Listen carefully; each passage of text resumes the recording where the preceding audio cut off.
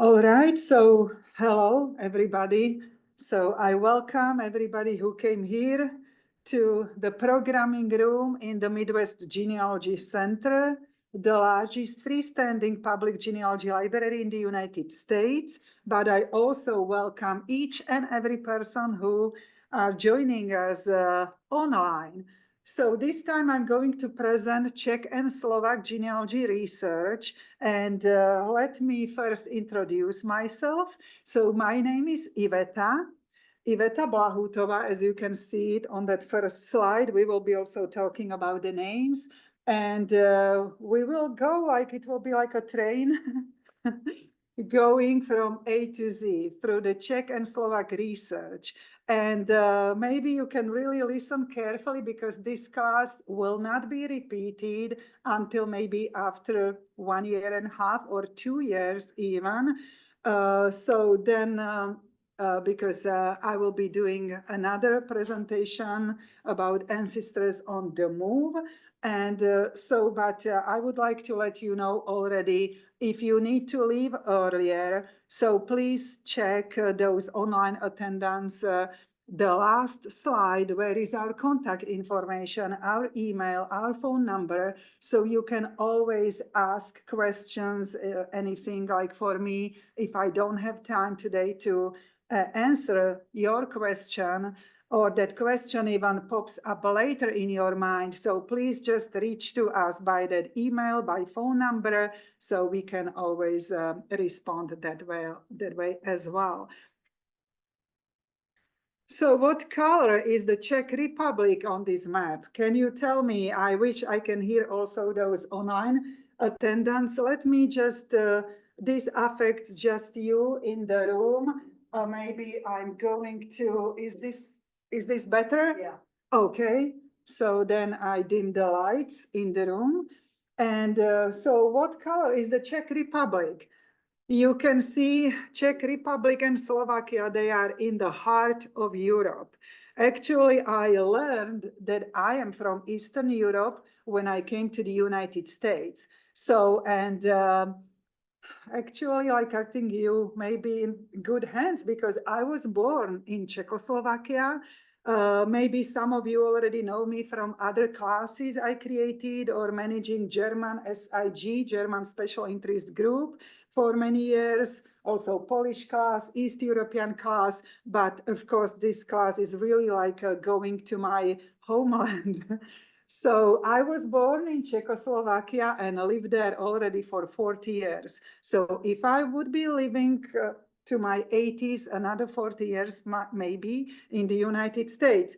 But so I came freshly 40 to the United States and I learned that I'm from Eastern Europe. Until that time, I always thought I'm from Central Europe because when you look at the map, it is really in the heart of Europe. But then I started to understand it is taken more like in that political kind of view, and it's fine. So Czech Republic is in blue color and Slovakia in yellow color on this map.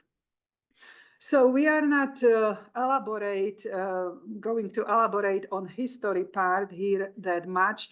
That is like chapter all on its own, and it's a fascinating history.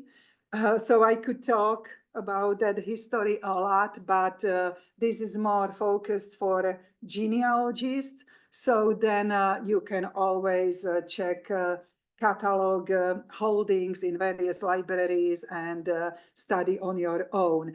I just really would like to point out to you that your ancestors are from really old ancient lands, because I presume like you are here attending because you have ancestors from those Czech and Slovak lands now.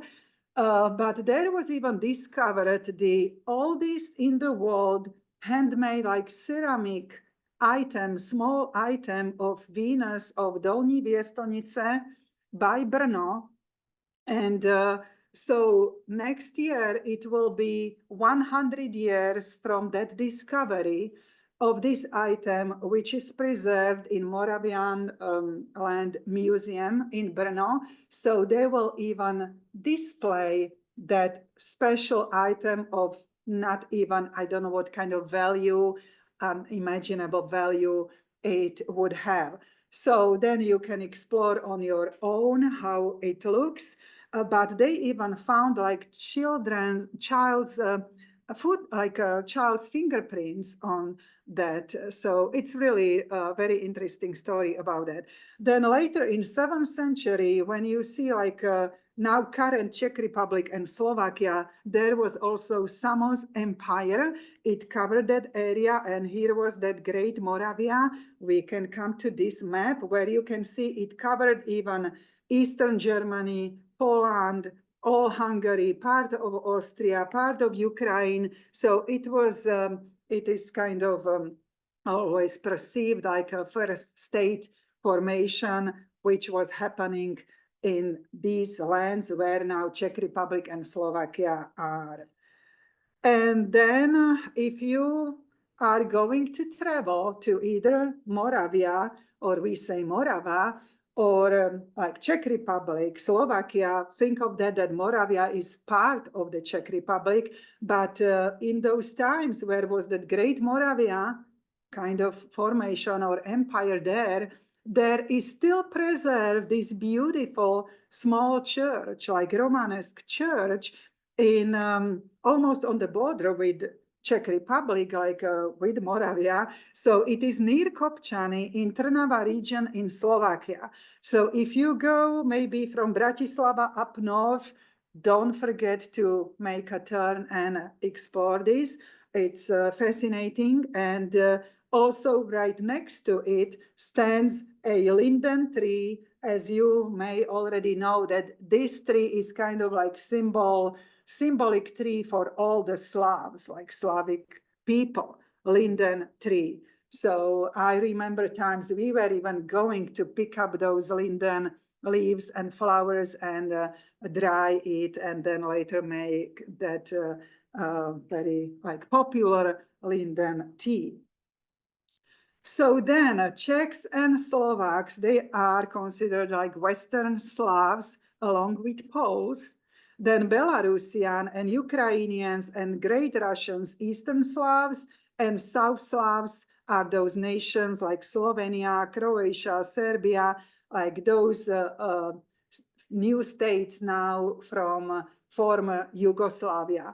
Actually, even that Yugoslavia means like Southern Slavs. So Yugo means like south, but in many of these languages, you can exchange letter G to letter H. So for example, in Czech, Slovak, we would say like Juh or Jich. So not Yugoslavia, but letter H, H. So, and when I see already those Belarusians here, so I just, it doesn't hurt to learn a few words, right, in many of these Slavic languages. So I would like to mention that in all these Slavic languages, Bela, Biela, or Beli, Bili, Bieli, that means white, like white color. Okay, so Belarusans literally like white Russians. Then also I like this map on the right, because here you can see when it was like state formation, Austro-Hungarian Empire. So that is that thick border. So you can see it really covered a large land. But then you can see also those current borders of those new established states. Of course, those people, they were there for centuries and centuries, but the rulers changed. And so for that, like this map, when you enlarge it at home, you can then understand like why, for example, your Czech ancestor that he listed that he came from Austria, because Czech Republic was under Austrian rule, and why, for example, those Slovaks, they were Upper Hungarians, and they would list even in US federal census that they came from Hungary. So then you need to really read that US federal census completely, all that row, and follow like what they filled in that column where was like father's mother tongue listed and mother's mother tongue. If they spoke Hungarian at home, or if they spoke Slovak at home. The same when your ancestor would list that they came from Austria, check for those columns, like what language was spoken at home in the US Federal Census, if they listed Czech language or German language. But keep in mind that there was also the Germanization, especially in, like among those students, people like educated, and also Hungarization, or we say Magyarizácia on Slovak lands. So then these maps, they show us as after World War I, on 28th of October 1918, Czechoslovakia was created. So it had a larger territory than later when I was born. So there was even this tale, which then belongs to Ukraine now. But at the time, we had even the straight border with Romania. So that was after World War I. So Czechoslovakia was created exactly. My daughter was born there on the 28th of October, but years later. Then Czechoslovakia after World War II, that was already shorter of that tail. And then we split, but very friendly way, in 1993. To Czech Republic or Slovakia or Slovak Republic. And actually, I lived in both of these states or countries. So I was born in, here I can show on the map, northwestern Slovakia, on the border with Czech Republic, studied in Bratislava, which is capital of Slovakia now, and also lived in Karlovy Vary. You can see on this Czech Republic map from 1993, Karlovy Vary region, western part, the most western part of the Czech Republic by German border. So that is like a spa city, Karlovy Vary or Karlsbad. So, but then let's go back to genealogy research. Maybe you are interested, why they left. It's such a beautiful country, as again, after those so-called COVID times, that traveling really picked up and people started to go back and visit those lands of their ancestors. So why they left? The beautiful mountains and everything. Yes, because primarily it was for economic reasons they left. Czechs, they started to live earlier than Slovaks, even in 1850s, 1860s, and the Slovaks started later, but generally that largest emigration was from 1880 to 1920.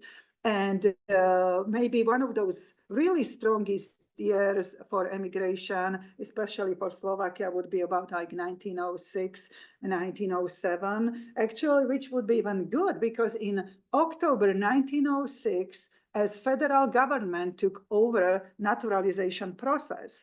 So then they wanted to really learn much more about each immigrant who came to this land. And I don't know if we have even attendance online from other countries. So then maybe I can talk also generally, not just about the United States. So then primarily so as again, a federal government took over that naturalization. So then there were even more columns in those documents, like what they asked that immigrant ancestor, like where they came from, who they left behind. So then later they came, it would be even better because then you can learn much more about your immigrant ancestor. For example, from Slovakia, like every family in Eastern Slovakia can find somebody who emigrated, and from Western Slovakia or Southwestern Slovakia, it was not that strong like in Eastern Slovakia, where was not that enough work, like lack of land, lack of work, but still, if people dig deeply enough. So from every family, you can find somebody who really immigrated. Even in my own, like I mentioned, I'm from Northwestern Slovakia. but from both of my sides, somebody came to the United States. From father's side, from mother's side, and also, believe it or not, but even my father, as a like young boy or young teenager, he even received a ship ticket to go by ship to America, but to help family here because they had girls, and so to help them here, but he didn't want to leave the mom and he stayed behind, and which is good because then otherwise I wouldn't be here in this world, if I say it that way. All right, so before exploring those foreign records, it is good to know original name of your immigrant ancestor, because many times it was your immigrant who would change the name. So, but when they still stepped to this American soil, they would still show documents with that original name.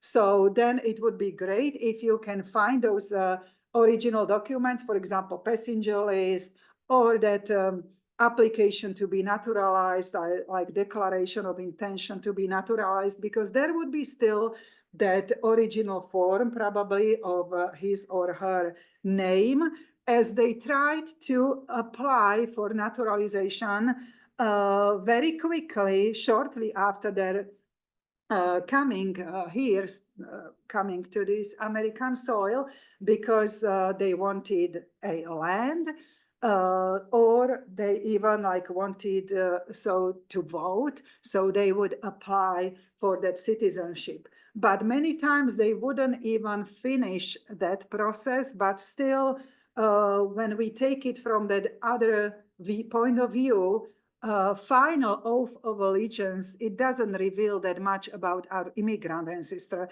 but exactly that so-called first paper, application to be naturalized, that gives us all that important information what we need. His first and last name, usually original spelling, then his last residence or his birthplace, even his wife, where she was born, and if even children were born there, at least one child, that would be even better. So records are not centralized, so there is not accessible, available something like US federal census every 10 years, and you can see all family unit right every 10 years with even relationship of every and each person to the head of household. So that's not there. So then you need to know that place they were born, or where their birthplace, or the closest parish. If that village where they were born and home didn't have a church, so then you need to know that closest parish, where would be that church record, or later even like closest town and civil records. So you need to pinpoint that village and also closest town in that place, because records are still kept locally. Then what helps you to know the birth year of your immigrant ancestor who lived on both continents. So you should be able to find that birth year from all American sources here, primarily the US federal census, right? Check for consistency, because that birth year may not be always, every time it could be slightly different. So, but try to find that, because why you need to know that birth year? Because when you go back to those records in Europe, here may be the name of your ancestor, you can think like, oh, that's not common name, like it's really very unusual name. For example, let's say Ladislav Pekarik.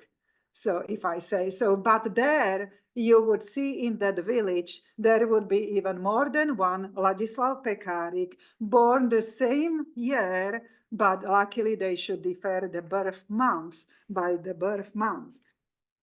And also it helps to know the religion, although it may not be that important like those other 3 points.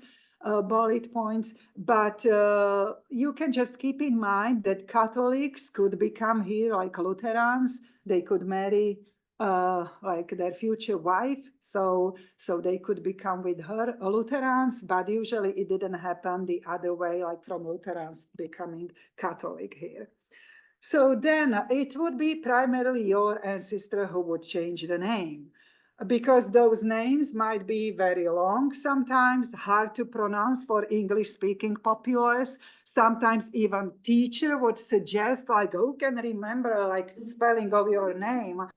So then it was primarily your ancestor.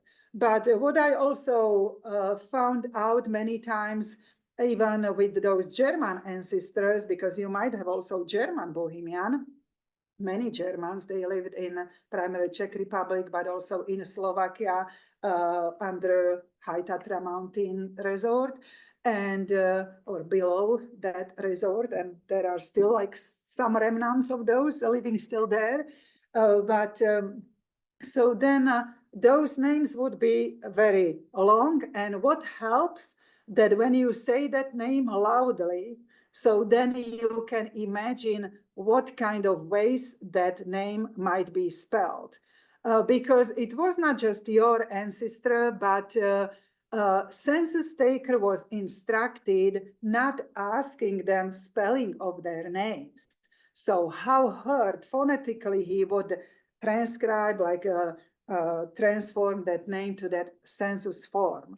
And they even wouldn't know how to spell the name. If I am sincere, I can tell you, so I'm already here for a while, but I didn't attend the school system here. So then, yeah, bear with me as well.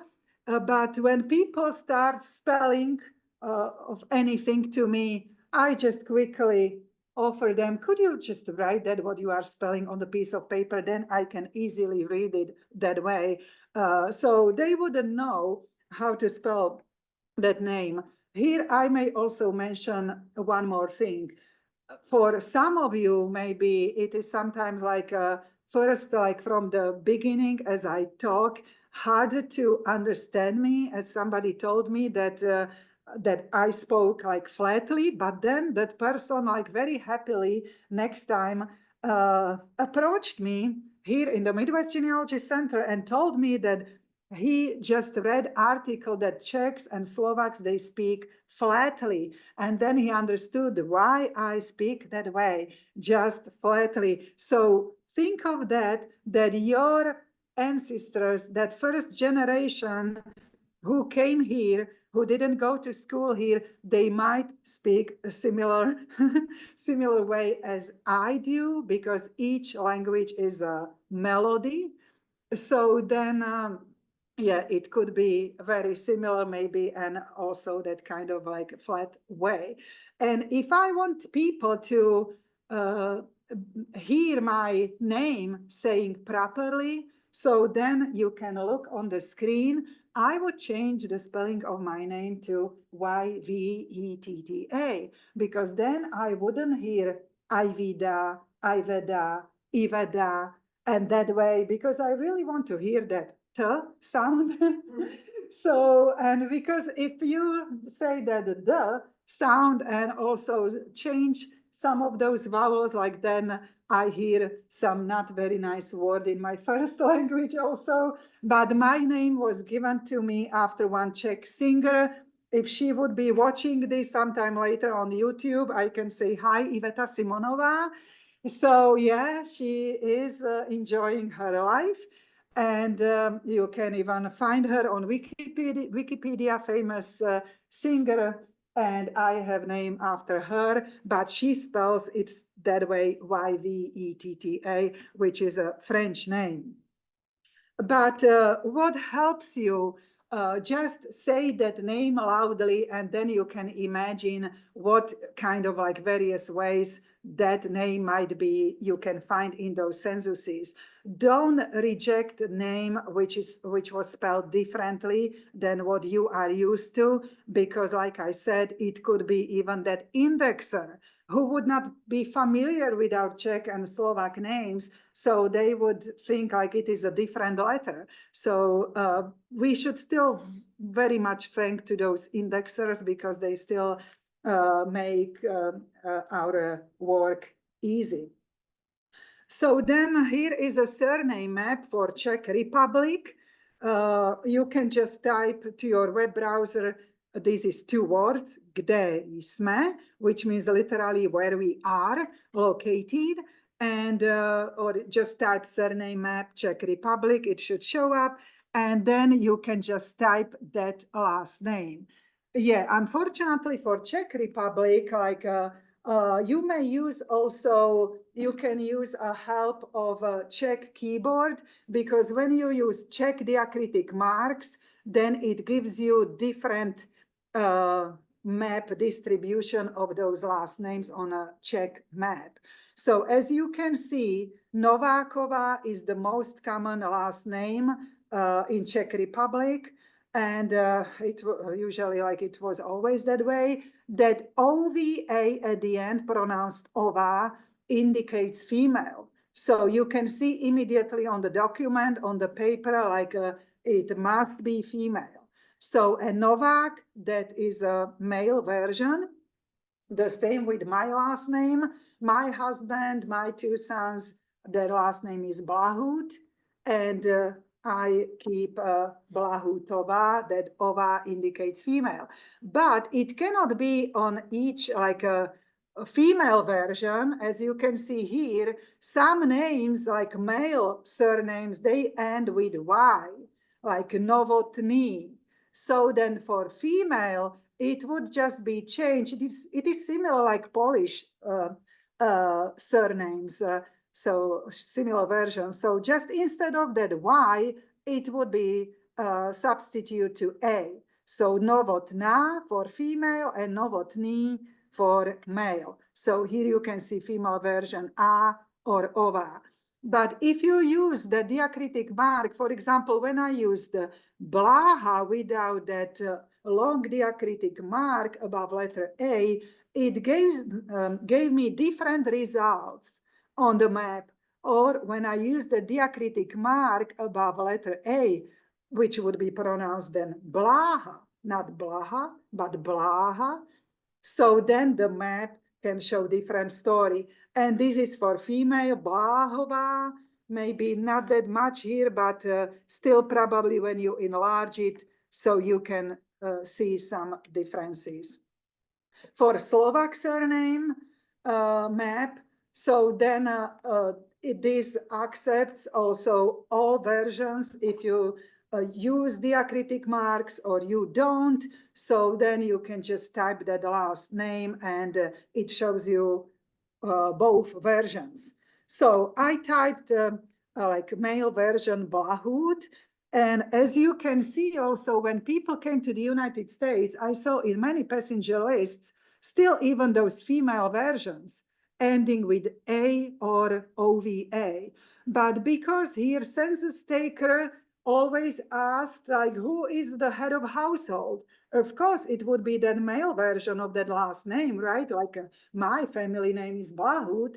So then, of course, those females, then here they went by that male version. So you don't find those female versions here, because in those censuses, it was recorded always, usually it was that head of household was a man. So here I typed that Blahut, and then it shows me places. Here is even my birthplace, Považská Bystrica, district Považská Bystrica, where 12 people were there, where we are counted there as well, because we were still there. But because you don't know, right? Like, what is that? So make a habit.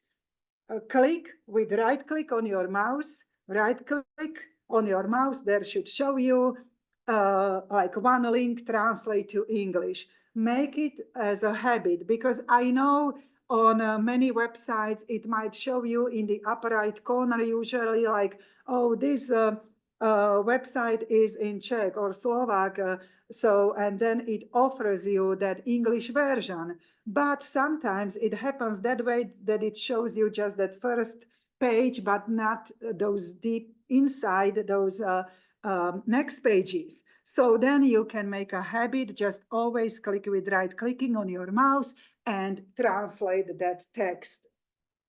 So, and it shows you where those people with that last name are still in Slovakia. Keep in mind that it is not like in the US, you can just quickly sell the house and move to New Mexico, for example, where people still speak also the same language. And you didn't build that house with your own hands, so it's easy to move somewhere else. But in for example, in Slovakia, if they lived in those villages where they built that house with their own lands, but also their family members and maybe even like half of the village, they would help them to build that house for years. So from bricks, and so it is not that easy to go and move somewhere else and leave everything behind. So not everybody came here. Your ancestors' siblings, some of them, they could later come here, but not everybody came here. There would be always somebody who stayed behind, and perhaps descendants of those siblings of your immigrant ancestor, they are even waiting for you, or now as it started to be genealogy even more and more kind of like hobby also in Czech Republic and Slovakia, they maybe are in the search and try to find you. So keep that in mind, that those people might be still in those villages, their descendants of your maybe sibling ancestors. But the main goal when you want to find that place and you want to visit these countries, you need to pinpoint that right place. Usually they came from villages, unless they would be doctors, lawyers, notaries. Notary has much more power than notary public, for example, in the United States. They need to have a law education. And so you need to find a region, district, village, or that parish, but even in the same district could be possibly two places with the same name. So that might be slightly tricky, but think of that like a hobby, that everything makes you stronger, even if you are pursuing somebody else's family, and then you discover, oh, I tracked somebody else's family, but it gives you that practice, that expertise, training your eyes to reading that text, and it makes you smarter, and we have also time forever, right? So then, where to find that place of origin? So primarily from sources, if they came to the United States, for example, Canada, sources here, because each immigrant ancestor should leave a trace, and especially because they came later than, for example, those first Germans. So then, as I mentioned already, like government wanted to learn more and more about each ancestor. Especially, I found helpful when I help customers World War I draft registration card, World War II draft registration cards. Those they many times like say that birthplace, so that can help you. I know sometimes it is hard to read, but if you find also that passenger list, for example, because later they even contained 2 pages, so then on that second page would be even column who you left behind. So if you cannot read on that first page last residence, so then you can read in that on the next page who they left behind, and it would be usually the same resident, and it would be listed either father, mother, or their brother, and it usually it is the same address. So you have at least two places like how to read. By the way, the village's name, it is really the hardest. I am even reluctant sometimes to tell people like what that village's name is, because you just change one letter in that village name, and then it is completely different village. And then they would, and because those names might be even in other places, they would track somebody else's family. So then it is good at least to know like another place nearby, maybe from postcard or family Bible, like and anything. So, but keep in mind, they didn't speak language. They didn't speak English. So they would cluster with people who spoke the same language. Czechs could possibly even live close by with Germans, so they would understand German. And so then they would work with people who spoke the same language. They would even call as a witness for wedding of their children, somebody like who was even in family relationship, either by blood or by marriage from the old country. And also, they would be members of various fraternal organizations. For example, if a husband would die young, so they would support his widow and children. So that way, some kind of like support her. And all these kind of resources they might give you, hopefully, like help you to find that place of location in the old country. So, and because why you need to find the right location, because the records are not centralized, and if they came later, civil records would be, but if they came earlier, church records. So, an ideal if you can find both church records and civil records. Keep in mind that when your immigrant ancestor came, at that time, there would be just church records available because they came earlier. But later, his brother's son, so which would be his nephew, he would come decades later. And that nephew's father would say, yeah, your uncle is already in America, so then you can join him for the start, and then like try to live on your own later when you establish yourself. So then when his nephew, your immigrant ancestor's nephew, would come later, there would be even more records produced, more columns in the passenger list, right? But also possibly civil records. So that might help as well. And here, if I can just stop myself, I just apologize because I forgot to introduce my facilitator today. So my facilitator today is my colleague, Cole, who is, as we try to know, not everything, but we try to help you with all your genealogy needs, either Native American, African American, Irish, Swedish, anything. But of course, we cannot know everything. So each of us, we also are some kind of specialized to some other things and created classes about those where we may feel stronger and have more expertise than others. And so then I can introduce Cole, who is managing the chat. So those online attendants might wonder like who is writing to them. So it is Cole, C-O-L-E, is his name. And he is kind of, in my eyes, I perceive him like an expert for house history, land records, newspaper class he created. Like, of course, more of us, we can present that class, but yeah, he is like a very much, I could say, expert on this field.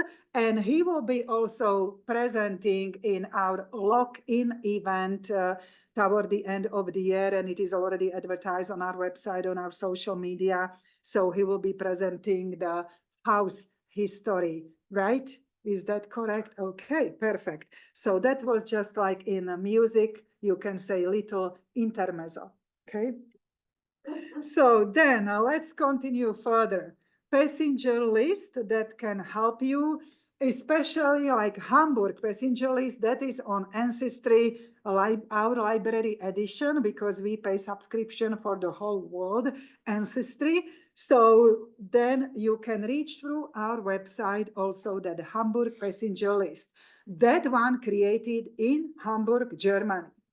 So it is written in German. I know that heading is in German, but we have here in this library many books, and they transcribe and translate all those headings. Think of that you don't need to learn language as a whole. You just need to translate a few words, right? Or few lines, few rows. So, and we can help you with this as well, but it might be also online. Then, for example, there are various genealogical, historical societies. Every county in the US should have both. You can just try to type it to your web browser. For example, Douglas County, Nebraska Historical Society, Douglas County, Nebraska Genealogical Society. So, and they would have various kind of links. And this is a project you can see on the screen of University of Lincoln, Nebraska, created by Margie Sobotka and also volunteers probably. So you can just type to your web browser, Czech Heritage, maybe University of Lincoln, Nebraska, and then you can see that. And why this is so good, I wish if all other counties have something similar. I know some counties have something similar for Germans. They came to their county. So this doesn't cover just Nebraska, but also Kansas, many Kansas counties as well, and primarily those like on the border with Nebraska. So, and it is fantastic because, for example, when you look like here, let's say Vratislav, Levenburg, there you can see village, Vysoké Mýto, but not just that, because there could be even more Vysoké Mýto. Mýto is actually like that kind of that, it's all in German, like how it is in English, that word, custom. So then, because there might be more than one place names with the same name, you have also that closest town. That's fantastic, because then you can eliminate and you can see where you should focus on the map. So village, but also closest town, but also county. It gives you at this point, for example, we can see Plzeň, like in English, Pilsen. So, and then you know where to focus your research. So naturalization record, like I already mentioned, that final oath of allegiance doesn't reveal anything about that place of origin, but at least then gives you possibly pinpoint you where could be that application to be naturalized, where might be those records like declaration of intention, and there it would be that good stuff like I was born this day in this village, I came on this ship this date and everything. So it's fantastic. So you can see some of those so-called first papers on Fold3 website, which is one of our research databases. People who have a library card or research card with us, paid card, they can reach that website on remote access from home. And then, as I already talked about that federal, that it went under federal government. So there is that office, USCIS, I'm familiar with it as well, United States Citizenship and Immigration Services. So then they have even the link for genealogists, so you can know about that. So hopefully you already knew, learned the place, but you learned maybe German version of that place or Hungarian version of that place. Hungarians, you can find many times even word Magyar Magyar, as we call them Magyar, but even they call themselves Magyar as well. So we have here in this library, or I would even say a research center, upstairs, we have this book, like Deutsch, French. So yeah, I can read it, but it is actually German, but even those other languages, it is like a gazetteer place name dictionary where you can see that German version of that place name, but also that version in that first language, like for example, Czech or Slovak language. There are even more countries, not just Czech Republic and Slovakia. It is 2 volumes, even available for checkout.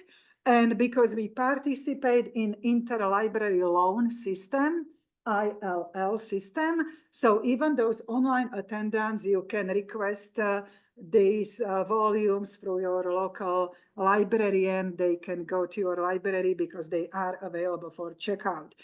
So, and because you need to learn that current version of that place name, right?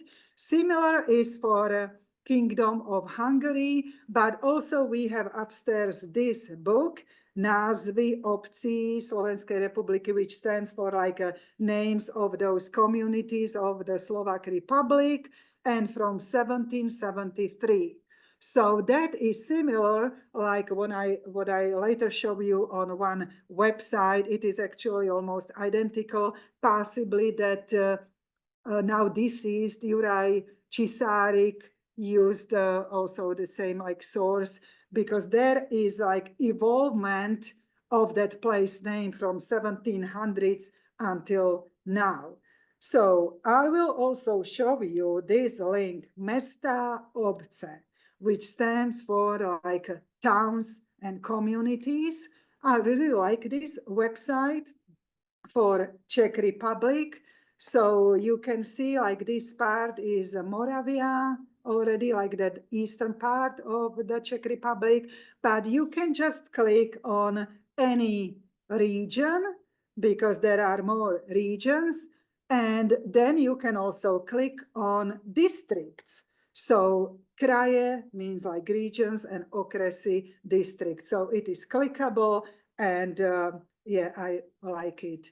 Then what is very helpful for Czech and Slovak research is this free website of Professor Felix Gundaker from Austria, as he tries to keep it without any advertisement. So a few months ago, he needed to change it again. So I needed to create a new password, but it is still without advertisement. It remembers always that password. But what is great here, that there, when you create that password, and it is a free website, then you can go to that place name gazetteer, either Czech Republic or Slovakia. Just type that name in any way you already know it, and it gives you those like versions, but also it gives you like description where they started to record like birth, marriage, and death, or baptismal, what is there from what time period, and the archives. Which archives is that current archives where those records are stored in the Czech Republic? Because, for example, Vysočina region, it might be in 2 archives. Keep in mind that Czech regional archives don't copy like borders of those regions. So, and for that, it is excellent, this website, because it gives you the link to the correct archives. That's fantastic. So it saves you a lot of time. When I tried for archives in Slovakia, where my records, partial records for my family lineage are in Bytča archives, it shows me that archives that it is in Bytča, BYTCA, but it doesn't give you the link to that archive. But then you can always just try to find it online. But yeah, it is very convenient. Immediately it takes you to those archives, and then you can just explore them. So then another place how you can learn what is that current place name is that cisarik.com website. So maybe you can explore it immediately, because unfortunately the person behind this website, he just died. He's now deceased, like died lately. So he's deceased, but the website is still there. And so then you can just click on all villages, and then you can go that way, or just click on the particular letter, that first letter of your village name, and go from there. And another great website is website of Bill Tarkulich. This is letter I, not L, okay? YABSI, IABSI, which is wonderful also for other links, because there is even like toolbox and various measurement units and or military records. Like it's really worth to explore all those other links on that website. So if we go to that Cisarik website, so then I clicked on letter P. So where it is one place, Papradno. We call these places actually villages, but maybe here they would be called towns, because this is really a large village with school, mayor, hospital, everything. It is actually the last village. You just climb up the hill, and then you are in Moravia. And my father was born in this place, although he grew up in another place nearby. So then you just click and let's pretend to click, and then you will see something like this. So you will see even surnames, they are there now, but even those like neighboring places, but even how that place name evolved over the time. Because maybe you know that place, just your ancestor from Papradno, when they came here, it had that Hungarian title Kosárfalva. So they would like, I know they came from Kosárfalva because they were doing koshiki, those bread baskets. And so it gives you exactly time period, like how it was like spelled in what time period. But then what else you can see there? If you scroll down enough, it shows you even surnames from census 1715. Keep in mind that this is a Hungarian spelling. They wouldn't, some people, they wouldn't even possibly maybe write, but just say that name loudly, and then you would understand like how they would say their names. But this is kind of a Hungarian spelling, or even Latinized spelling, like Ioannes, right?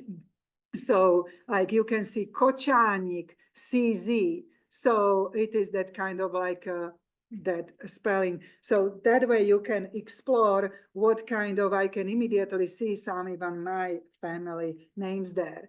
So then hopefully maybe many of you know the place names. And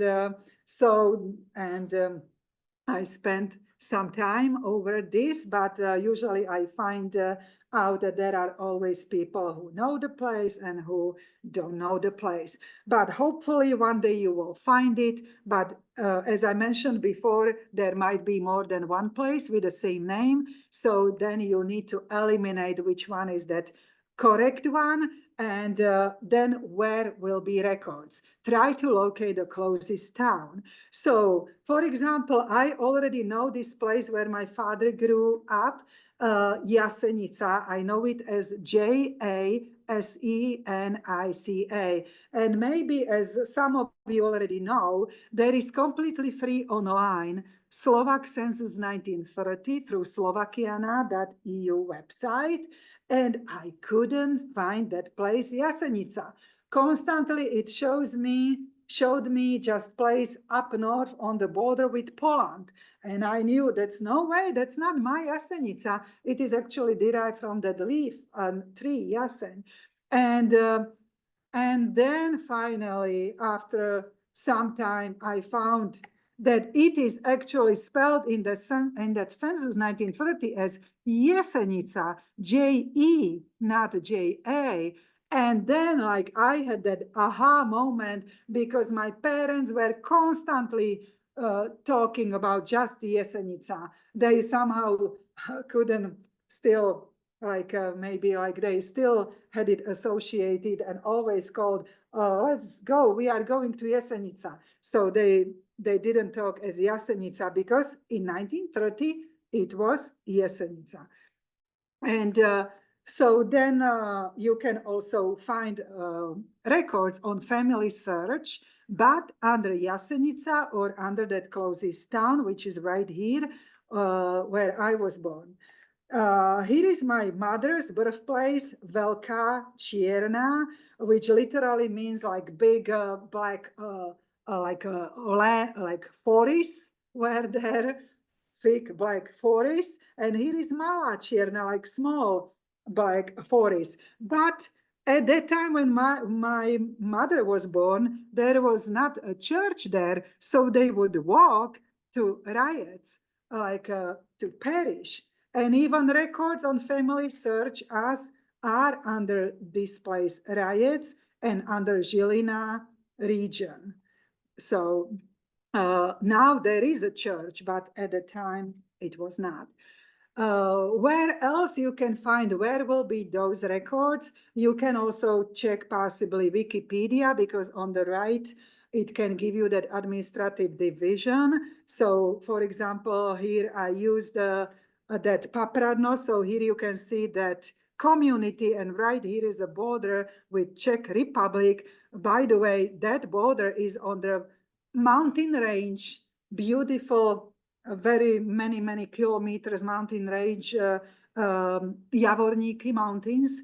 And there is a beautiful, like for cross-country skiing path. You can go through up and down the mountain range the whole way.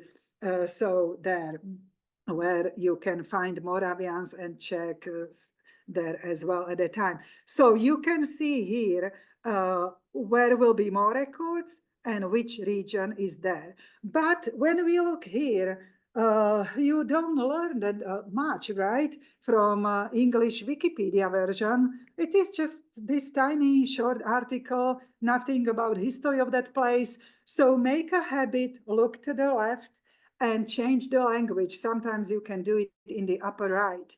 Not just to Slovak or Czech language, but change language also to Hungarian or German. But keep in mind that these languages on Wikipedia, they are not listed in English version. It will not tell you Hungarian.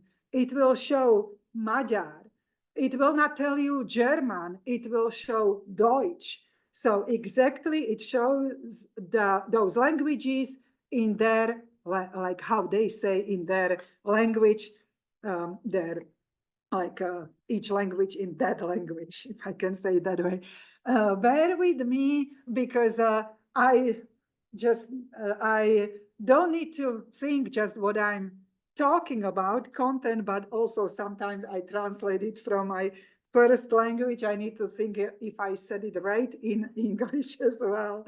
So that also might take some time, because sometimes I need to go around, like around that brick wall, and how to express it in English as I know it from my first language. So because when you even switch to German language, that article, I guarantee you, it gives you much larger article. Or to that Magyar language. And then again, the same habit, because of course, we cannot read Hungarian, right? Or German. So then make a habit. What to do? I already mentioned it more times. I wish I hear those online attendance. Just make a habit. Click with right clicking on your mouse, and then translate that long article about your place name. And that way it can help. Okay, so language of the records. So Czech records will constantly, you will see these three letters there, N, O, and Z. So those are abbreviations for birth, marriages, and death. you can find inside of those records even handwritten indexes. So there might not be like indexed record already like immediately when you go there, but you need to go inside of that church book, and there you will see at the end of that particular part in that place or a few villages, handwritten index of all those people there. So then for Slovak records, so there you need to go to Family Search website, but they use different abbreviations, N, M, and U for birth, marriages, and death. This is actually very interesting because it would be great if both of these now new separate countries, they have in when I look at these words in Czech or Slovak, they could take like either those Czech words or Slovak, like because we have the same as in English for more than one word for marriage, for example. So those these literally means oddaní, means literally like get married, that means, or got married, get married, so married. So, but Slovaks, they use manželstva, which means marriages. But I can say like exactly in my first language, like narodený, oddaný, zomretý. Or Czechs could use like here, like narozens, manželstva would be the same words, which means marriages, and úmrtí would be in Czech. But so yeah, each country, they use different letters for that, but hopefully this will help you. And then church records, they go even further back in time. They were in local parish. If you think of visiting the country of your ancestor, don't forget to visit also that parish where they would attend that church, because possibly priest or pastor could produce you that beautiful large church book. But those, they were also sent as then those church books, like they were then centralized and were sent to City Hall in the town. So then they would be there as well. And then later they would move to those city archives or district archives in that town. So, but records might be still in that city hall. It depends on the time period. So you can learn the word matrika as it is in many languages, Slavic languages, even like German too, like civil registry office. And matrika is singular, matriki with Y at the end is plural. So if you have maybe even just your parent or grandparent came here, and if you need maybe even their birth certificate or something, they would just tell you, go to matrika. Okay, so that's like that city, like a registration office, like the registrar. And keep in mind that is usually in the city hall, where is even that mayor. When you visit, they will produce you possibly even local chronicle and ask you for putting your signature there. And usually next to City Hall is also information office, like visitation center, visitation office, usually with not capital, but small letter I, but that letter I will be really large and usually very close by. So don't forget to visit also that. And so then you can check what that civil registry office has, or what was already sent to those local, like city archives, district archives, or later even regional archives. So here I will show you image of, somehow my slides go very slowly up. I don't know if they are tired too. So, but this is my hometown, and that city hall, as I was there last August, August in 2023. So through this door, exactly to the left, I would go to that Matrika office where I even found my friend is working there. But then we checked the records and, oh, those are already like across the street in those district archives. So then I visited those district archives. But my wedding, like originally also that Matrika was around the corner to the left. And there was my my wedding in that like city hall on that left side. You cannot see it now. Look also in the upper right, there is our oldest cemetery, usually up the hill, because my hometown, you never can see it all because it is like around the mountains, like a snake everywhere, like a lot of mountain surroundings from various areas. So usually cemeteries are up the hill. And then there is also new cemetery. Do you know where is this? Maybe some of you already know. This word stands obřadní síň, stands for like it is that like those wedding ceremonies are performed there, and it is this place. Karlovy Vary, Karlsbad in German, posh spa city in Czech Republic, where I lived as well. And actually, as you see through the door there, there is that crib, and exactly my son was there. Like they have always that kind of festive event when your child is born and like 2-3 months old, then those new moms, we were invited, and then we could put that newborn to that crib, and it was kind of like festive ceremony also for welcoming new citizens, as my son was born there. Okay, so first I would say you can start with church books, and Family Search can help you. You can start with Family Search, it is in English, but primarily and really primarily very helpful for Slovakia. Yeah, I need to go to Family Search for Slovak records. Czechs or people with Czech ancestry, they have it much easier. They have even choices because Czech Republic is the best. If I don't count, for example, England, Great Britain, or France, they have very good records online as well. But really, they put everything online on their own. And just keep in mind that each regional archives has a different approach, different website, but it is not just those records, but also chronicles, school records, various other records. It's fantastic.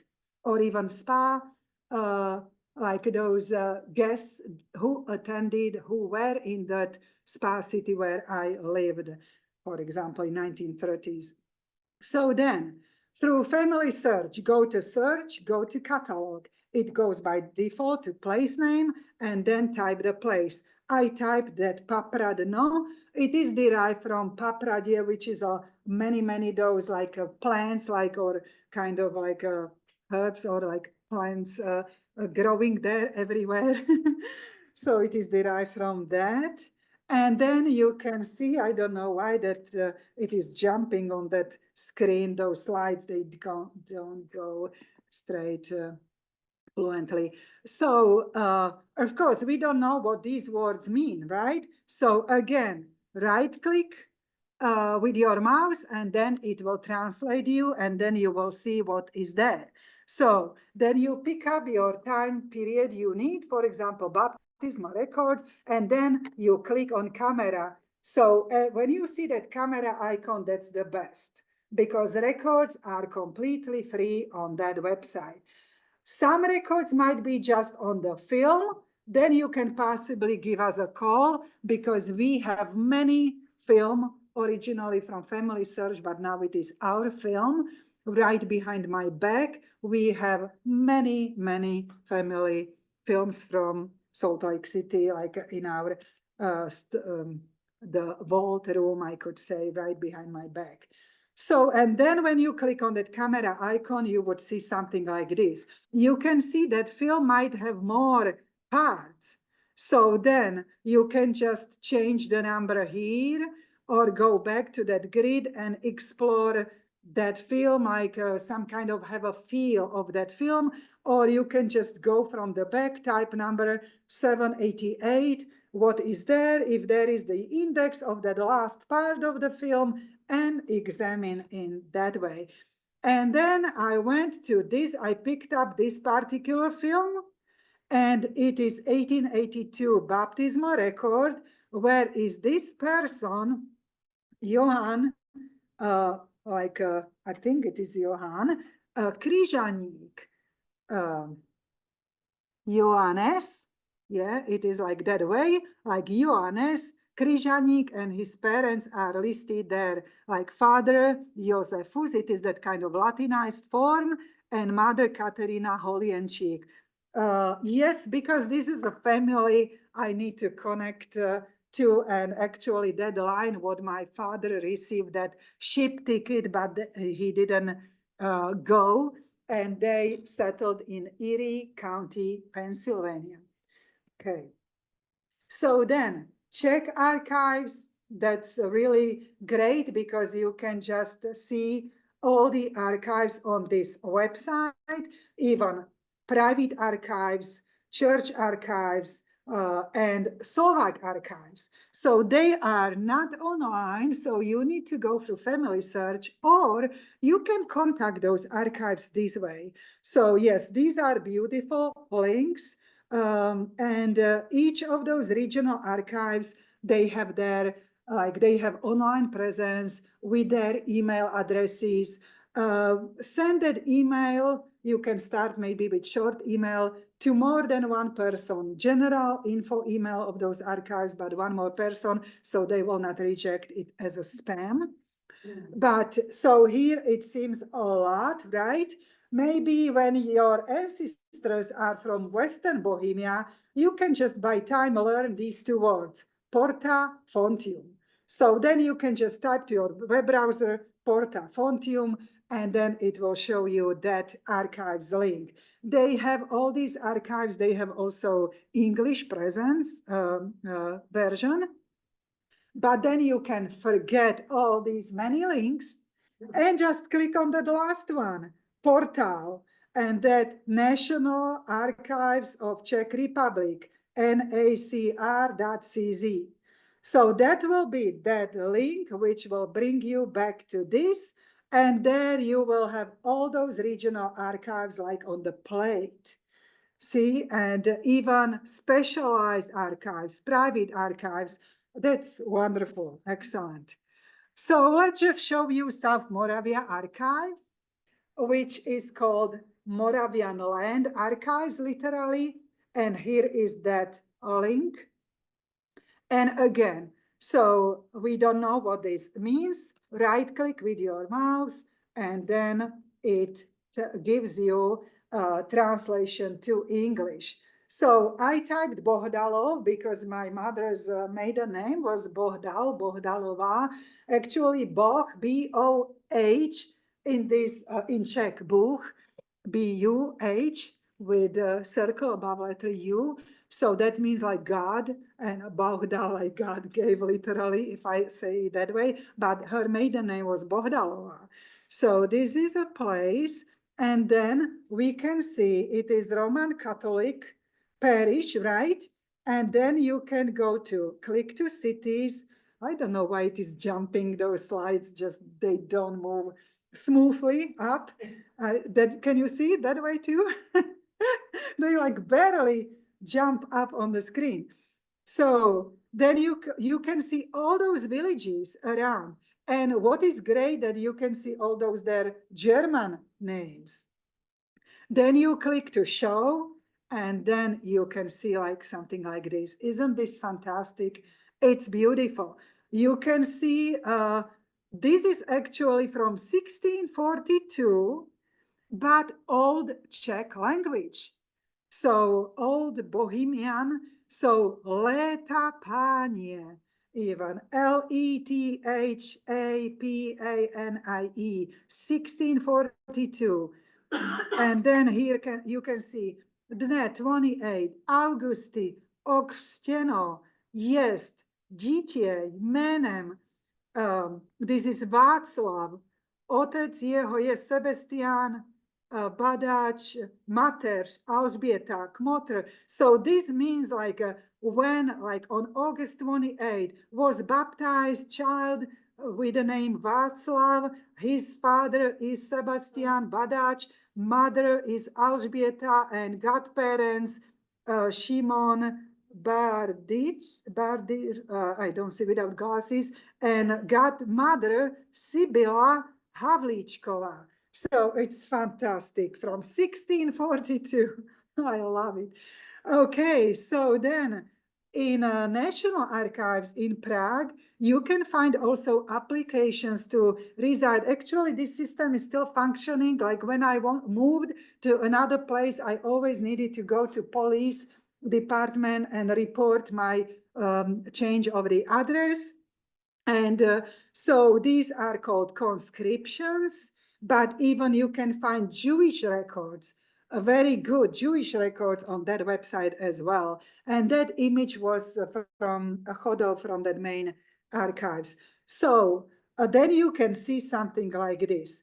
And I'm going to pick up the time, like year, the oldest year, 1789. So you can see this Johann Bohdal, which is that family name, like my mother's family name, literally meaning God gave or something like that. I don't know if I can say it that way. So Bohdal Johann, he was born, this is a birth year.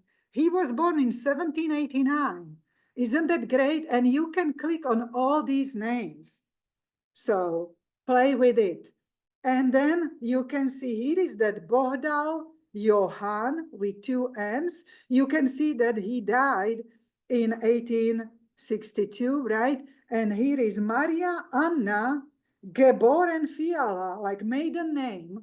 Her married name was Fiala, or Fialova now, and she was his Ehegattin, Ehegattin. This is in German. Ehe means like a marriage. So it is like his wife, Ehegattin. Here you can see their birth years and then even their birth place, Geburtsort, and also Heimatschein, some kind of like that home certificate. But here, house numbers, when they Meldung, that means that like a registration with that place, when they change that address, they would record that change of the address. You can see when their son, Johann Sohn, S-O-H-N, he was born in 1815, but already in Prague. But not just for these, like Prague's archives, but even other Czech archives have something similar. Plzeň, Opava in northern Moravia.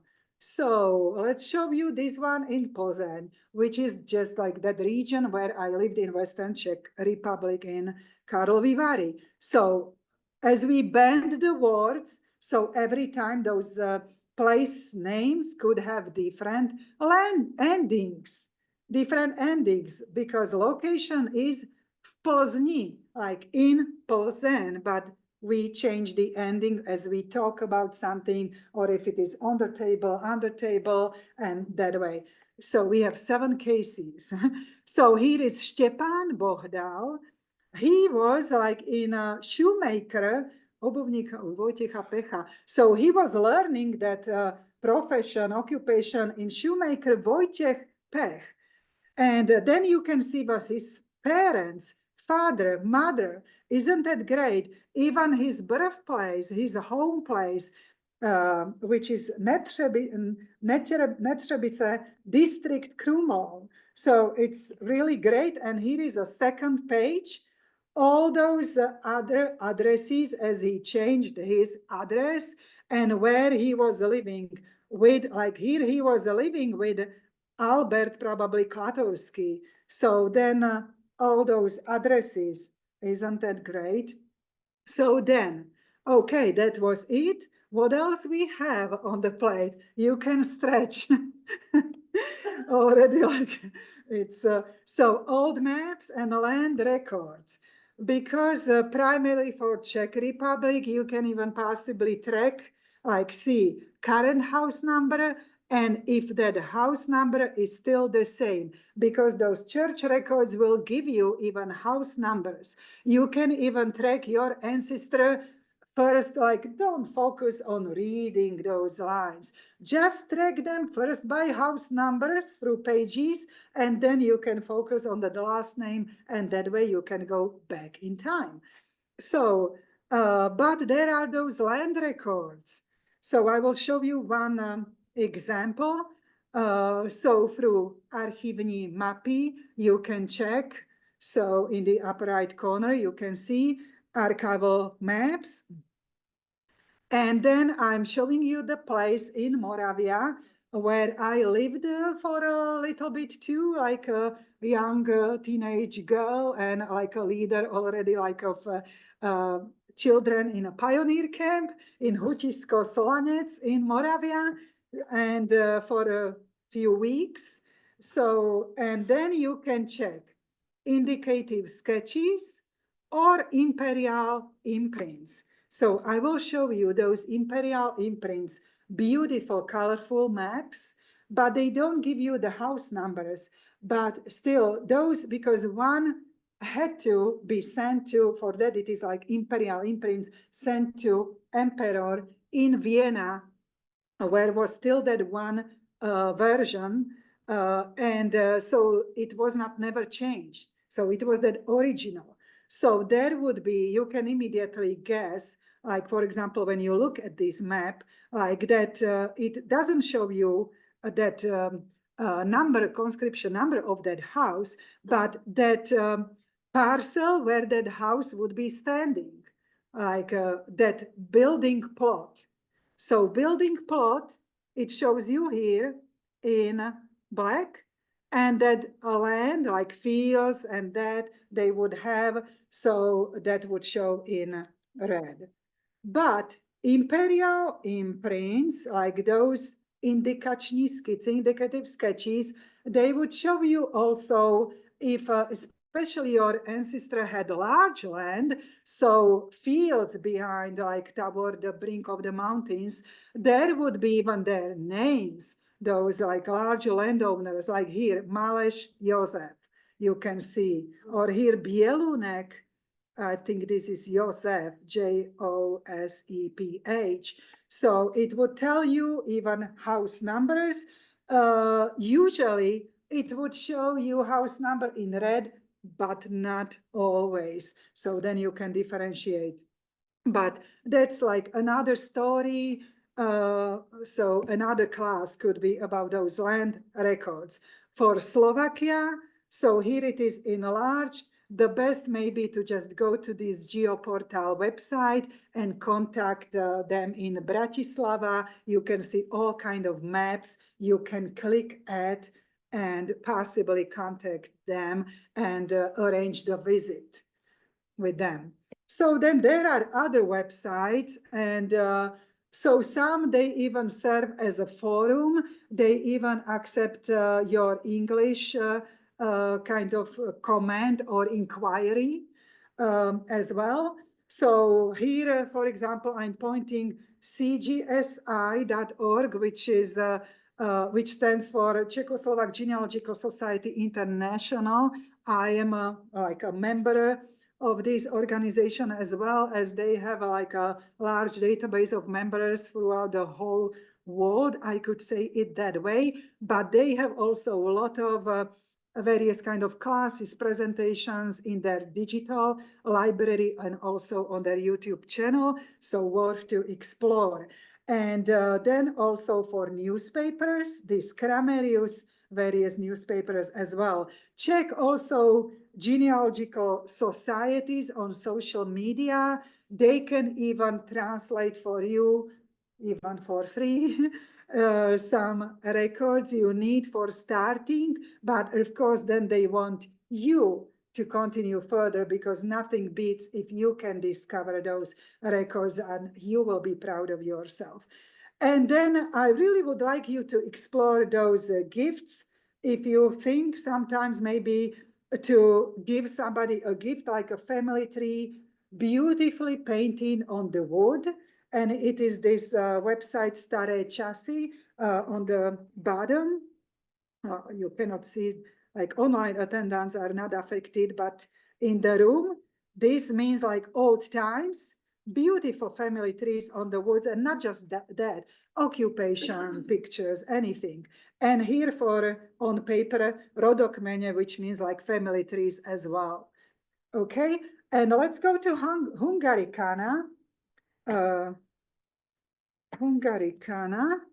So where we will go to archives, and here is that urbarium, old land records from 1700s, and then even Slovakia is covered. So you just need to find that kind of in Hungarian version, that particular county in Slovakia, and go inside to that book, and you will see your Slovak ancestors there.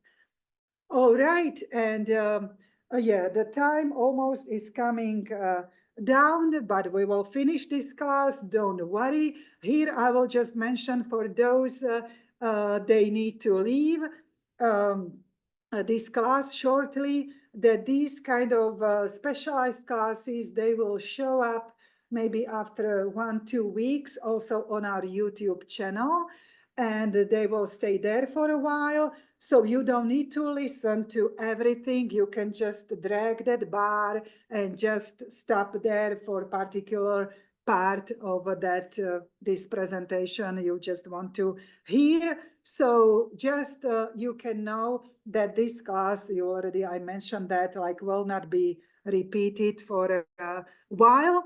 But here I can mention also that next year, at the end of October and beginning of November, in Kansas City, Kansas, actually Kansas City metro area, will be an international conference of that Czechoslovak Genealogical Society International. So it will be in Kansas City area, first time ever, possibly last time ever. So then please, if you can, plan for next year, and there you will hear a lot of presenters, and with focusing on various particular presentations, they will go deeply to various kind of history, land records, Czech archives, and I am sure. Okay, so then you will have hard choice, like which class to pick up at the same time, right?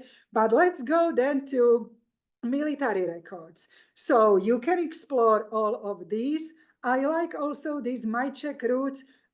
It might be some even maybe older, even from 2010, but please don't reject those, because it will be still that article very valid, and even there will be images, colorful images of their uniforms, description of those uniforms. It's really great. So let's go to family search. I typed Austria military, and then I'm going to that like land records for like Landgrundbuch. It means like that kind of land military records, like that. We say pozemné vojsko. For that, it is translated like land, but it is those like on the ground, and those soldiers for Bohemia, Moravia, Silesia, and then you just pick up, because it goes in the alphabetical order by last names. So then I thought, okay, last name Blahut, Blahut will be somewhere here, right? So I picked up, I clicked on this camera icon, and look at that, what I received. You can see your ancestor possibly, Andreas, Andreas, Andreas Blahut, where he was born, like then even, so here, district Friedeck, that is in Moravia, Friedeck Místek now, and then even district where would be like those possibly military commando, Troppau, that is German version now for Opava, even religion, Catholic, status, ledig, which means single.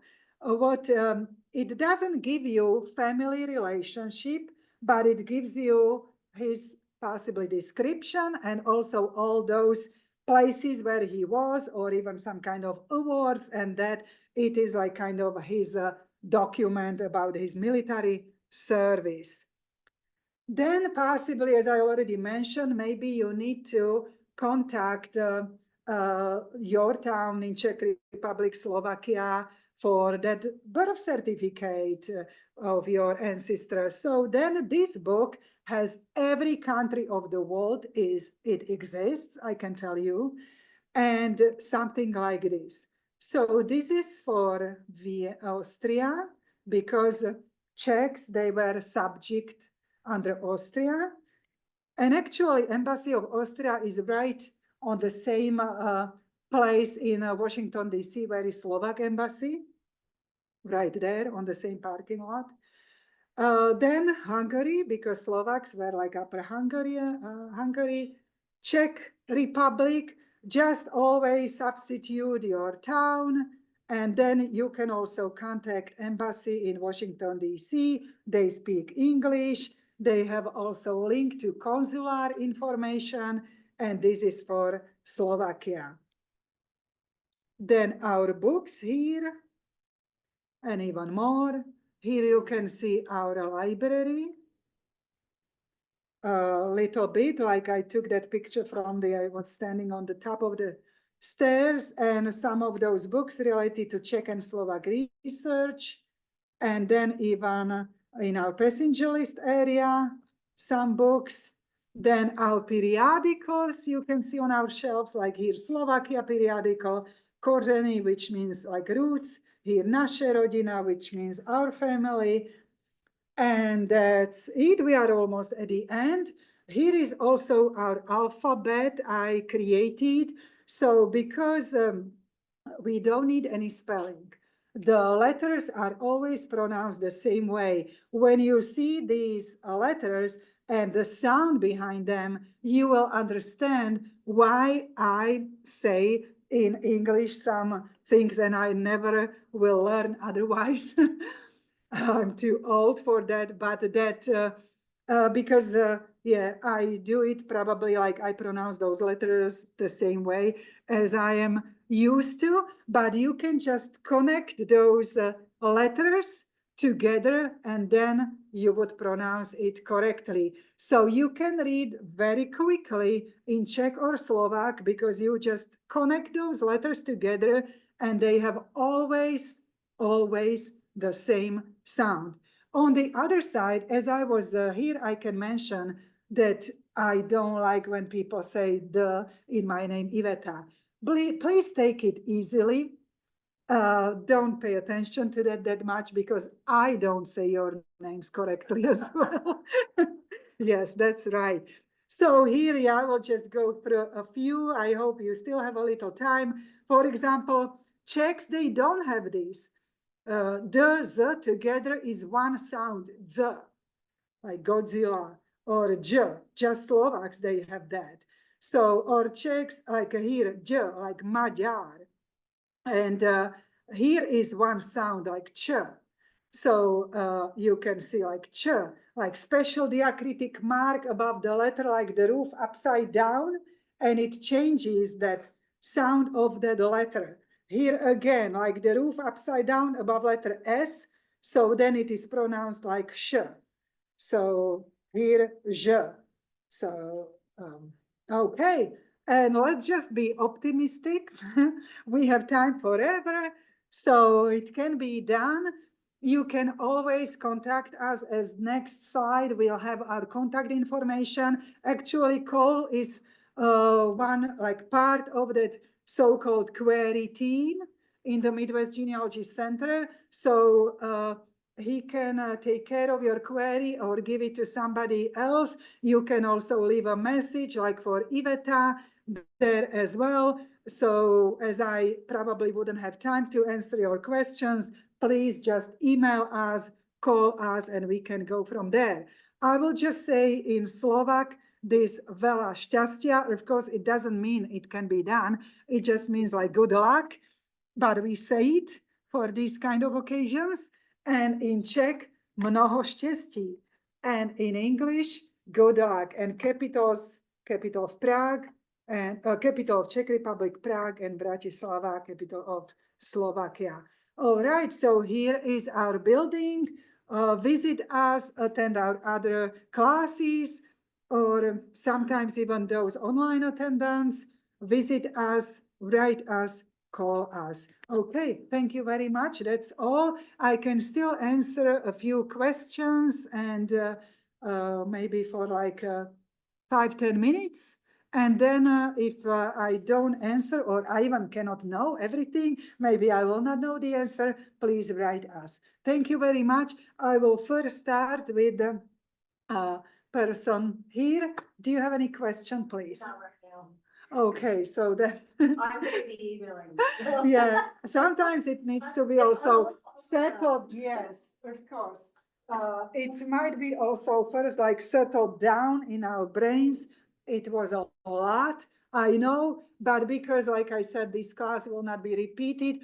It will be maybe after 2 years, but in kind of because everything is changing. Maybe different websites will be there, different approach. I will redo that class completely, maybe differently. Okay. This class is gonna show up on YouTube? Is that what you said? Yes. And how, where? It will be on our YouTube channel. If you go to our website, because there is also YouTube channel of Mid-Continent Public Library System we are part of. So you need to go to our YouTube channel, Midwest Genealogy Center, as you can see, their website.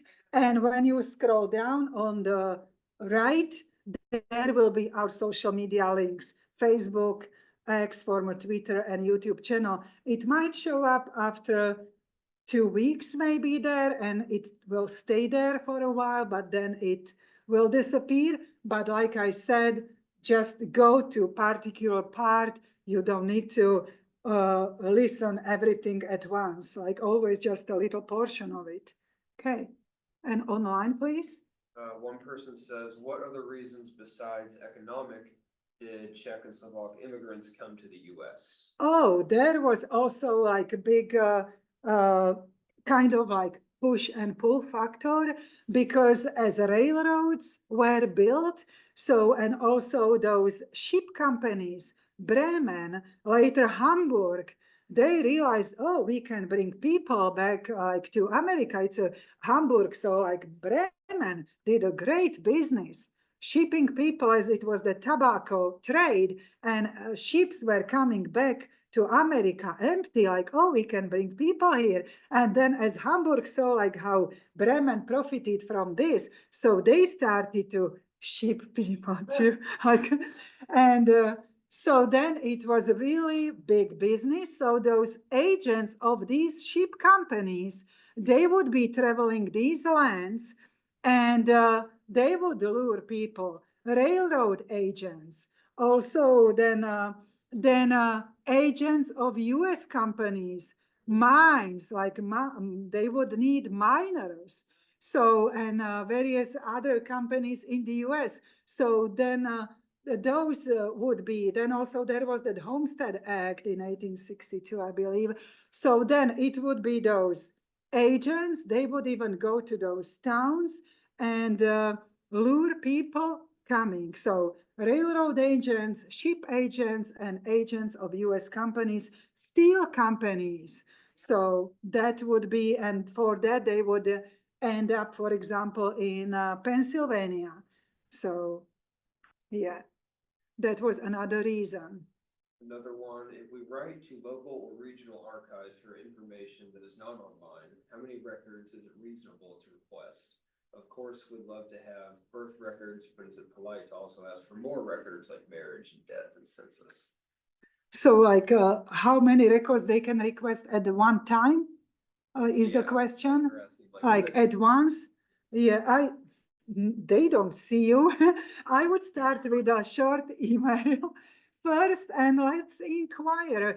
And so let's inquire, but you need to be specific enough, because they cannot do that research for you. So you need to already know like the the name of your ancestor, birth year, and everything from those like records here.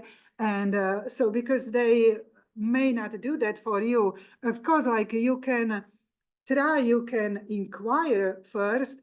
And also, what about the language? Always attach your English version. Help yourself with any translation website, like for example, translate.google.com, but various other websites. But also attach your English version, how you would write it here in the US, for example, because if something is not right, they can rely on your English version. Somebody speaks English there, and even people who come here now, they can beat me in their English command. They are much better than I.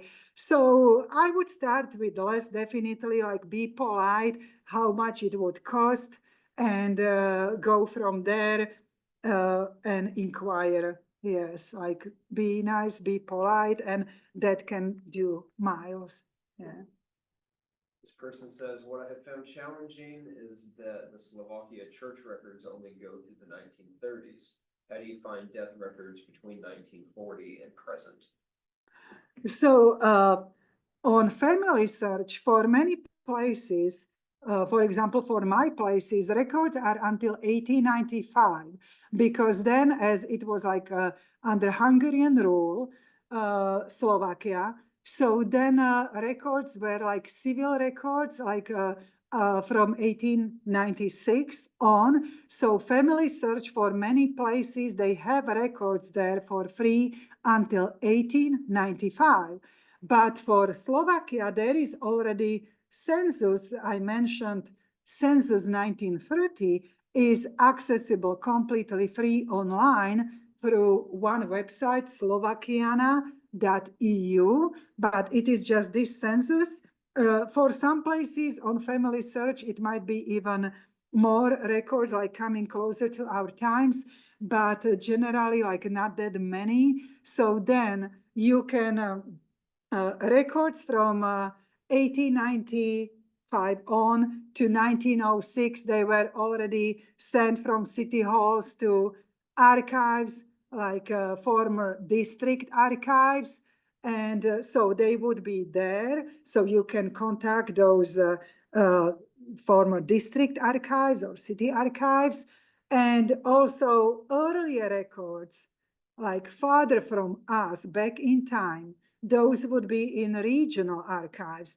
But then if you want to reach records 1940 and closer to our times, those will be still on in Matrika.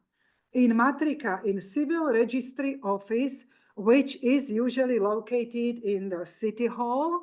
And then you need to write to that Matrika office.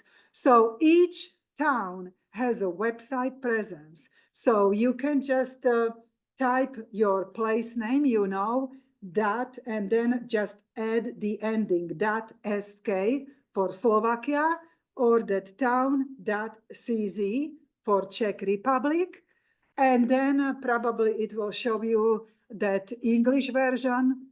Like I said, change the language to that other, it might give you a larger article, but also scroll down on the bottom. There might be other links, including Chronicle, maybe online also. And on the right of that website of that town or village, they will have even possibly their link, like who to contact. So try to find their contact information.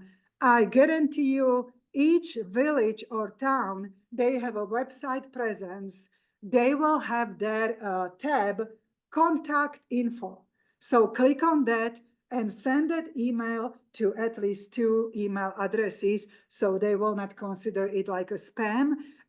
But those records, definitely you just need to, as I showed you, there was that one slide that you can just change the town's name in that place, because records are kept locally, and then request, because you are a direct descendant, so you can request that record from that place.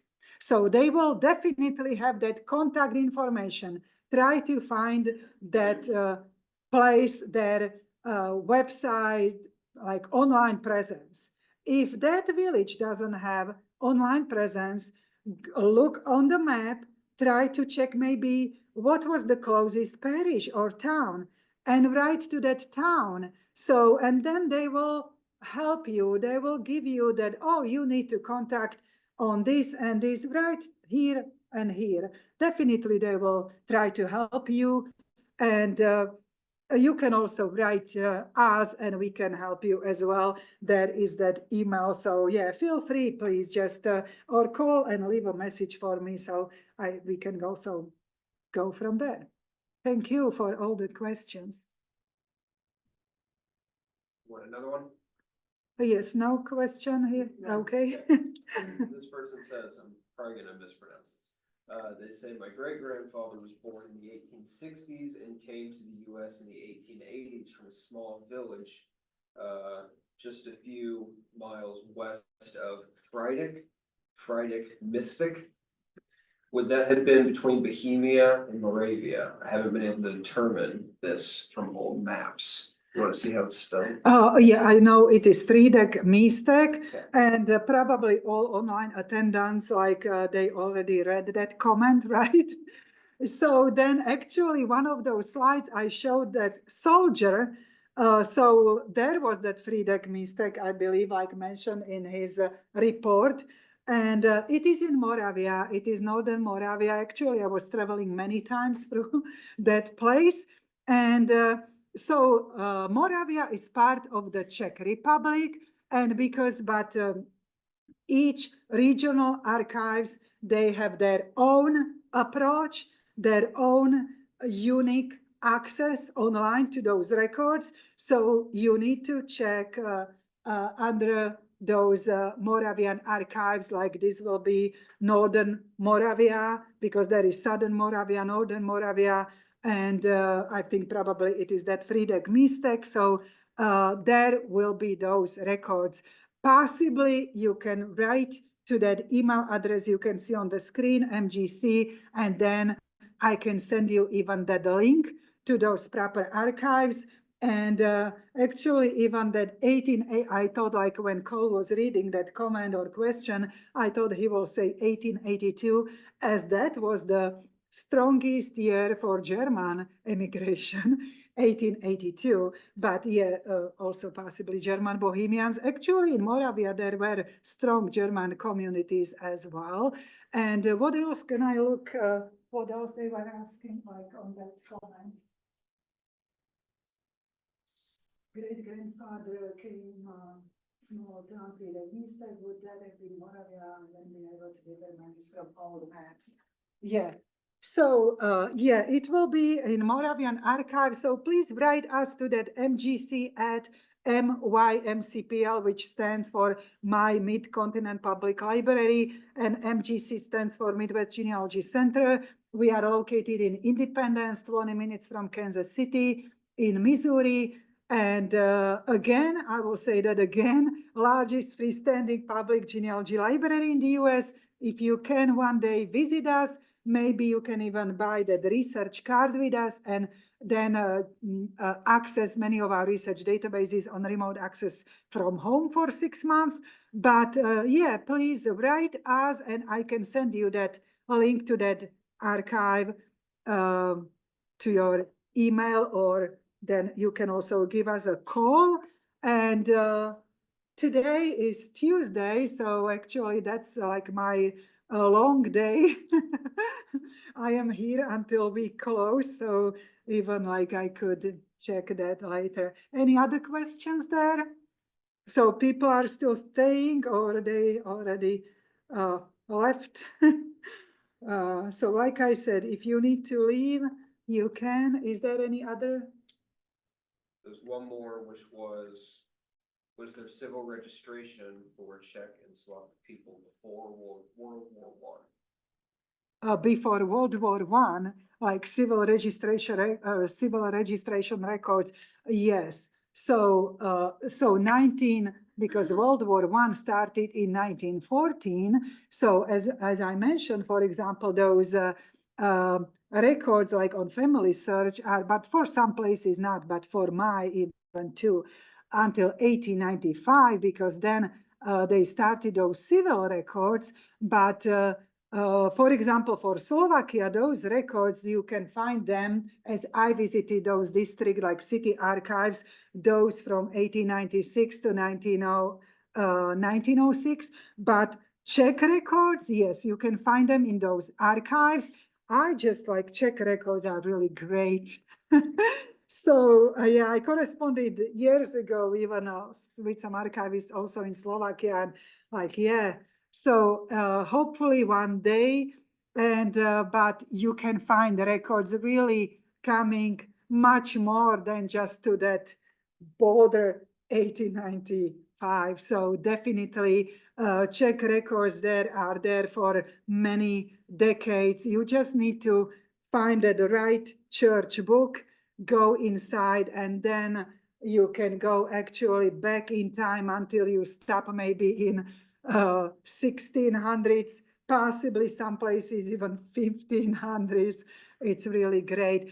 Even Czech archives, they have for many places chronicles online.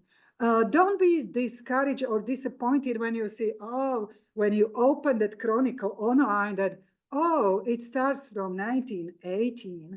But even when you start to read, they still that chronicle, that person, they will map there even that history of that place even before. So as you go through the pages, I know, unfortunately, it will be written in that language, but it's fantastic when I go through those pages in those Czech chronicles, because there, usually on the side, there will be mentioned like chapter, what they are talking on that page about.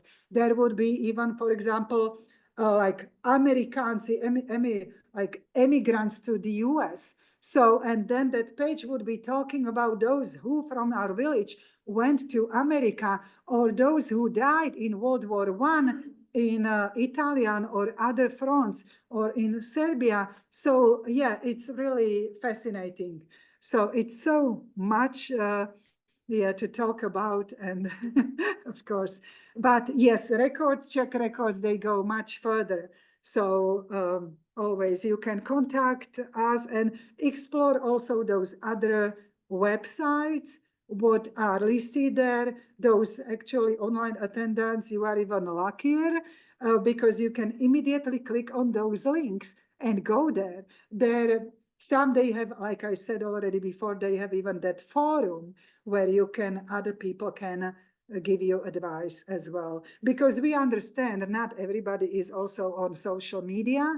So, but some of those websites, they have even their like forum presence, and they can accept your comment in English. Okay. Any other? There's one more, and I'll never be able to pronounce this, so I'll let you. Okay, I'm going to check, read the comment. Which one? Are you familiar with Denní Hlasatel? I have read this Chicago-based newspaper published Slovakia obituaries for several years. Yes, of course, I am familiar with Denní Hlasatel, which was published in Chicago. And actually that organization I mentioned, CGSI, you can check their website, cgsi.org. And I mentioned that they will have that conference, which happens every other year. So it will be in Kansas City metropolitan area. So they have on their website already other newspaper coming constantly digitized on their digital library, but also this Denní Hlasatel will be constantly like digitized more and more, which was published in Chicago in Czech language, and why it is very valuable, primarily for those obituaries. Primarily for obituaries, they were published in Czech language. Maybe your ancestor had another obituary in English language newspaper here. But in that English newspaper, that obituary would be just this short. But in that Czech language, in that denní hlasatel, which means literally like daily report or daily kind of a broadcast, daily herald or whatever you can try. Denní means like daily. So there will be that obituary like this big, and it will be so detailed where would be even listed his parents, his siblings, his predecessors possibly, his descendants, where he was born or where his parents were born. That would be like a little chronicle. And sometimes keep in mind that these obituaries are sometimes the only biography about our ancestors. So that might be the only biography. Unfortunately, for example, still now, even in my hometown, I'm very late to social media, to Facebook, even just when COVID started. But I follow funeral homes in my hometown. It might sound strange, maybe, but they publish always those kind of obituaries on the Facebook, but our obituaries are so short. It is more here like death announcement, not that much. Even all those people who comment on that, they just usually say that like kind of like sincere condolences, something like that. So you cannot learn from that much. But those obituaries in that Czech published Czech language newspapers, Denní hlasatel, are great. Actually, I even created a little where I was dismantling those Czech obituaries from Denní hlasatel. I created a short presentation, I think 15-20 minutes long, for a symposium. It was in National Czech and Slovak Museum and Library in Cedar Rapids, Iowa. So, but I couldn't attend because at the time I had here my German special interest group. So they just showed it online, and that might be somewhere maybe on that CGSI website where I was highlighting those particular words and what they mean also in English. All right, so I think that's all. I think that's enough. So let's wake up and get a drink. And so thank you. That MGC app, is that the email address? That's that Okay. email address when I'm sure something pops up in your head later. So yes, definitely we like those queries. Like I said, Cole is from that query team, so the right person. Okay, thank you. I appreciate all those. They stood until that very end. I can see you are like true dedicated genealogists. So hopefully I can see just the number here on the screen, 17 online, but I don't see your names. And hopefully one day you will come here and then say hi to Iveta, because I don't know you, but you can greet me then. Or say even ahoj. All right, thank you then. Dovidenia, or in Czech, nashledanou.